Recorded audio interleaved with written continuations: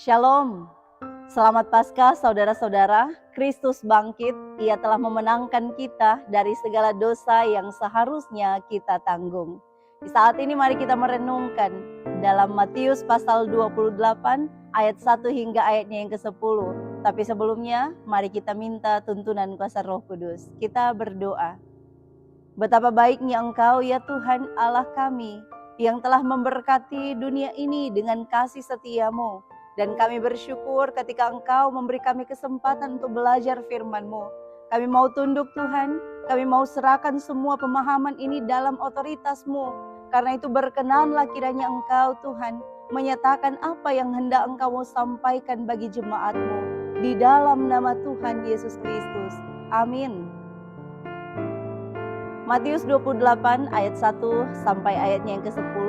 Izinkan saya membacakannya dalam Lembaga Alkitab Indonesia, terjemahan edisi 2. Kebangkitan Yesus. Setelah hari Sabat lewat, menjelang menyingsingnya fajar pada hari pertama minggu itu, pergilah Maria Magdalena dan Maria yang lain menengok kubur itu. Tiba-tiba terjadilah gempa bumi yang hebat, sebab seorang malaikat Tuhan yang turun dari langit datang ke batu penutup itu dan menggulingkannya lalu duduk di atasnya. Wujudnya bagaikan kilat dan pakaiannya putih bagaikan salju.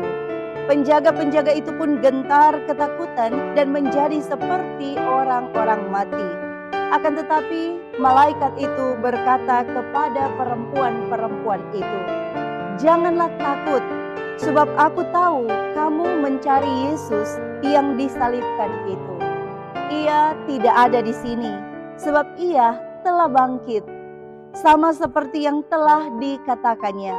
Mari, lihatlah tempat ia dibaringkan. Segeralah pergi dan katakanlah kepada murid-muridnya bahwa ia telah bangkit dari antara orang mati. Ia mendahului kamu ke Galilea, di sana kamu akan melihat dia. Sesungguhnya aku telah mengatakannya kepadamu." Mereka segera pergi dari kubur itu dengan takut dan sukacita yang besar dan berlari cepat-cepat untuk memberitahukannya kepada murid-murid Yesus. Tiba-tiba Yesus menjumpai mereka dan berkata, "Salam bagimu." Mereka mendekatinya dan memeluk kakinya serta menyembahnya. Kata Yesus kepada mereka, "Jangan takut. Pergi dan katakanlah kepada saudara-saudaraku supaya mereka pergi ke Galilea, dan di sanalah mereka akan melihat aku." Puji nama Tuhan untuk firman yang boleh kita baca untuk kita renungkan di saat ini. Saudara-saudara yang diberkati oleh Tuhan, berita tentang kebangkitan Yesus menggema di seluruh dunia ini. Walaupun di saat yang bersamaan juga berita bohong bahwa Yesus tidak bangkit juga mengalir dari orang-orang yang tidak mengakui akan kebangkitan Yesus Kristus. Tapi bagaimana kita bisa mengatakan fakta tentang Yesus Kristus benar-benar bangkit? Inilah kisah yang boleh diceritakan oleh keempat penginjil. Dalam hal ini Matius, Markus, Lukas, dan Yohanes. Mereka menceritakan kisah yang sama tentang bangkitnya Yesus dari kematian yang mengalahkan dosa dan maut di tengah-tengah kehidupan ini. Mari kita perhatikan apa yang ada dalam teks narasi yang disampaikan oleh penulis Injil Matius. Kitab Injil Matius ditulis oleh seorang yang bernama Matius yang tidak lain adalah murid Yesus itu sendiri. Narasi ini diceritakan atau dituliskan pada tahun 60-an Masehi. Dan di saat itu orang-orang Yahudi menjadi tujuan utama pemberitaan firman ini untuk menyatakan bahwa Yesus adalah benar-benar Mesias yang dijanjikan. Mesias sang penyelamat. Nah, bagaimana kita melihat setiap teks ini tentang kebangkitan Yesus Kristus? Mari kita lihat dalam Matius pasal 28 dikatakan bahwa setelah hari Sabat lewat. Bagaimana perhitungan waktu orang Yahudi tentang setelah hari Sabat lewat? Dalam perhitungan hari orang Yahudi, ada perhitungan hari pertama, hari kedua, sampai hari ketujuh yang disebut hari Sabat atau juga disebut hari peristirahatan. Itu juga mengikuti dari kitab Kejadian tentang masa penciptaan yang Tuhan Allah lakukan di tengah-tengah dunia ini. Oleh karena itu ketika disebut setelah hari Sabat lewat, itu berarti kembali pada hari pertama. Nah, kalau dibahasakan ke bahasa hari-hari yang kita kenal, maka hari pertama itu menunjuk kepada hari Minggu. Itu berarti bahwa kebangkitan Yesus terjadi pada hari Minggu. Inilah alasan mengapa orang Kristen pada umumnya beribadah pada hari Minggu. Yesus berkata dalam kitab Matius pasal 12 ayatnya yang ke-8 bahwa anak manusia adalah Tuhan atas hari Sabat. Ini berarti bahwa ketika kita beribadah pada hari Minggu, kita sedang merayakan hari Tuhan, hari kebangkitan, hari kemenangan atas dosa dan maut yang telah dinyatakan di dalam Yesus Kristus. Menjadi dasar mengapa kita beribadah pada hari Minggu. Dan selanjutnya ketika dikatakan bahwa para perempuan-perempuan itu datang mengunjungi makam Yesus, kubur Yesus pada waktu menyingsingnya fajar pada hari pertama minggu itu. Ini sebenarnya menunjukkan bahwa mereka ini begitu buru-buru untuk dapat menjenguk atau menengok mayat Yesus. Mengapa? Karena dalam Markus dan Lukas menceritakan bahwa tujuan mereka untuk melihat mayat Yesus adalah juga untuk merempah-rempahi mayat Yesus. Karena dalam tradisi yang ada di saat itu, bahwa orang yang meninggal, jika itu mereka sangat kasihi orang tersebut, maka mereka akan berusaha mengawetkan mayat dari orang tersebut. Karena dengan tujuan apa? Supaya dengan rempah-rempah yang mereka berikan bagi jenazah orang yang mereka kasihi itu, maka jenazah dari orang yang telah meninggal dapat diawetkan. Ini tujuan dari para perempuan-perempuan itu. Namun lihatlah, Allah memakai mereka dengan cara yang luar biasa. Dalam tradisinya orang Yahudi, kaum perempuan sebenarnya tidak begitu ditonjolkan. Tetapi dalam narasi firman ini, Matius mau mengangkat bahwa perempuan-perempuan juga turut dipakai oleh Tuhan Allah untuk menjadi alat berkat, saluran berkat di tengah-tengah kehidupan ini. Sehingga tradisi manusia tidak dapat meniadakan kasih karunia, atau tradisi manusia tidak dapat membatasi cara kerja Allah di tengah-tengah kehidupan ini. Mari perhatikan bahwa seharusnya para perempuan ini tahu bahwa kubur Yesus itu dijaga oleh para prajurit. Sebab dalam Matius pasal 27 ayat-ayatnya yang terakhir mengatakan bahwa para orang-orang Farisi meminta supaya mayat Yesus itu dijaga. Karena mereka tahu tentang perkataan Yesus, bahwa Yesus mengatakan pada hari yang ketiga ia akan bangkit. Sehingga mereka khawatir jangan-jangan mayat Yesus ini akan dicuri oleh murid-murid Yesus, dan murid-murid Yesus akan menyebarkan bahwa Yesus itu dibangkit pada hari yang ketiga. Ini alasan mengapa kubur Yesus itu dijaga. Namun lihatlah, kekuatan dan kekuasaan manusia tidak dapat meniadakan bagaimana Allah hadir di tengah-tengah kehidupan ini. Mari perhatikan, jika saja para perempuan ini menjadikan rasa takut mereka terhadap para prajurit itu, sehingga mereka tidak datang di tempat di mana Yesus dimakamkan, maka mereka tidak akan menjadi saksi mula-mula tentang kebangkitan Yesus. Bahkan seharusnya mereka juga harus memperhatikan bahwa kubur Yesus itu ditutup dengan batu yang besar. Ini sulit bagi kaum perempuan untuk dapat mendorong atau menggulingkan batu itu. Tetapi itu tidak menjadi halangan bagi mereka untuk menunjukkan rasa kasih mesra mereka kepada Tuhan Yesus. Rasa kasih sayang mereka yang besar kepada Tuhan Yesus. Dan hasilnya adalah apa? Dalam ayatnya yang kedua, tiba-tiba terjadilah gempa bumi. Dalam kajian geografi, gempa bumi itu biasanya terjadi karena ada pergesekan atau pergerakan lapisan kerak bumi.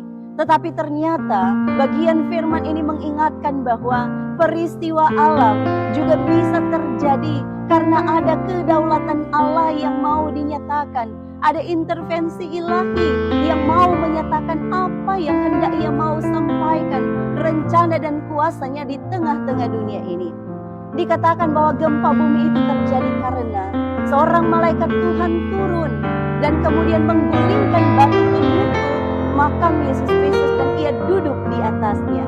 Dan di saat itu ia hadir dalam wujud yang disebutkan bagaikan kilat dan pakaiannya putih bagaikan salju. Ini sebenarnya menunjukkan tentang kemuliaan yang begitu besar yang tidak dapat dijangkau oleh manusia. Tapi ternyata malaikat itu datang menyapa para perempuan-perempuan itu. Lihatlah bagaimana para penjaga itu berada. Mereka merasa takut, perempuan juga merasa takut. Tetapi lihatlah bagaimana para malaikat itu menyapa perempuan-perempuan ini dengan sebutan, janganlah takut. Sebab apa? Yang pertama, malaikat itu menyampaikan bahwa Yesus telah bangkit sebagaimana yang sudah dikatakan oleh Yesus pada waktu dia hidup, bahwa ia tidak akan mati selamanya, tapi ia akan bangkit.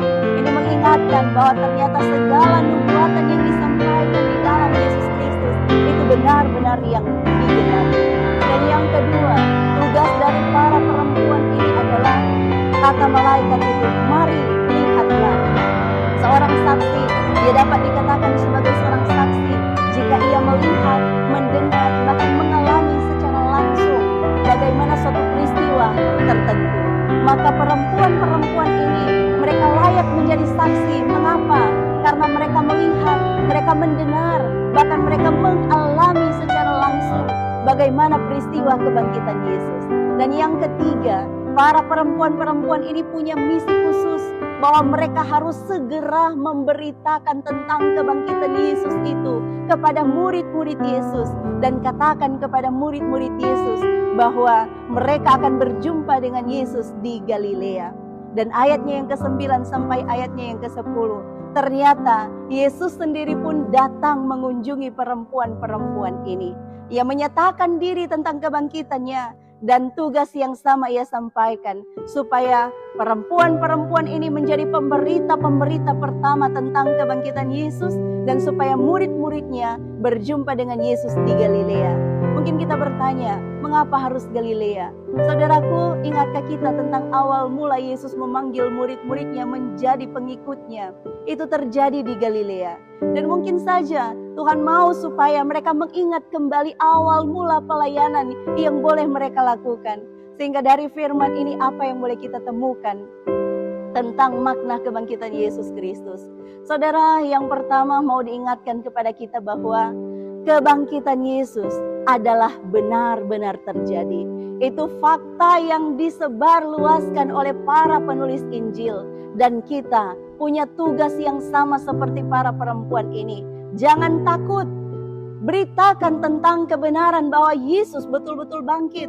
Dan yang kedua dari berita firman ini, jangan jadikan satu halangan sebagai satu hambatan bagi kita untuk mau datang kepada Tuhan. Seperti yang dilakukan oleh para perempuan-perempuan ini. Jika saja mereka menjadikan para prajurit yang menjaga kubur Yesus sebagai satu halangan, jika saja mereka menjadikan batu penutup makam Yesus itu sebagai satu halangan, mereka tidak akan menjadi saksi pertama. Tetapi mereka terus mau datang kepada Tuhan. Sekarang, apa yang menjadi hambatan bagi kita untuk datang kepada Tuhan? Percayalah bahwa satu hambatan bisa menjadi satu mujizat bagi kita, asal kita mau datang dengan hati yang tulus kepada Tuhan. Dan yang terakhir dari berita firman ini, kalau Tuhan mengajak kepada murid-muridnya berjumpa di titik awal di mana murid-muridnya dijadikan sebagai pengikutnya, bagaimana dengan kita? Ingatkah kita titik awal di mana kita mau melayani Tuhan, di mana kita mau mengasihi Tuhan? Momen apa yang terjadi ketika kita dipanggil oleh Tuhan untuk melayani dan mengasihi Dia? Ingatlah momen titik awal di mana kita mau menjawab, ya Tuhan, aku mau melayani Engkau, aku mau mengasihi Engkau, dan aku mau memberitakan tentang Injil kebenaran firman-Mu. Tuhan kiranya menolong kita untuk memberitakan tentang kebangkitan Yesus Kristus ini. Mari berdoa. Tuhan, terima kasih telah memberkati kami untuk belajar firman-Mu. Dari firman ini kami sungguh-sungguh diingatkan bahwa kami tidak perlu ragu lagi tentang fakta kebangkitan Yesus Kristus yang menyelamatkan kami dari segala dosa, dan mampukanlah kami untuk menjadi pemberita-pemberita Injil tentang kemurahan Tuhan yang datang ke tengah-tengah dunia ini, bagi dunia ini untuk menyelamatkan kami. Dimuliakanlah kiranya nama-Mu ya Tuhan, dalam nama Yesus Kristus. Amin.